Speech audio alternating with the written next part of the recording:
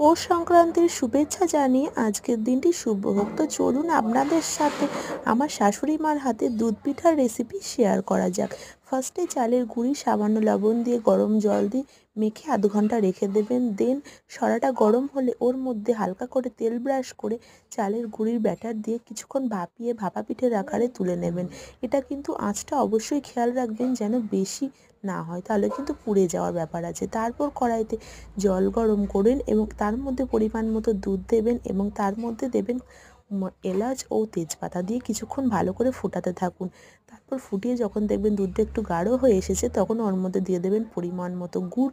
গুড় দিয়ে আরও কিছুক্ষণ ফোটাতে থাকবেন। তারপর যখন দেখবেন দুধটা একদম ফুটে এসেছে তখন ওর মধ্যে দিয়ে দেবেন পিঠেগুলো দিয়ে একদম অল্প আঁচে কিছুক্ষণ ফোটাতে থাকুন যাতে পিঠের মধ্যে পুরো দুধের রসটা ঢোকে।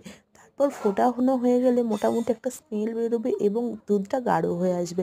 তখন এটা নামিয়ে ফেলবেন এবং গরম গরম পরিবেশন করতে পারেন, আর না হলে আপনারা সকালবেলা এটা খেতে পারেন।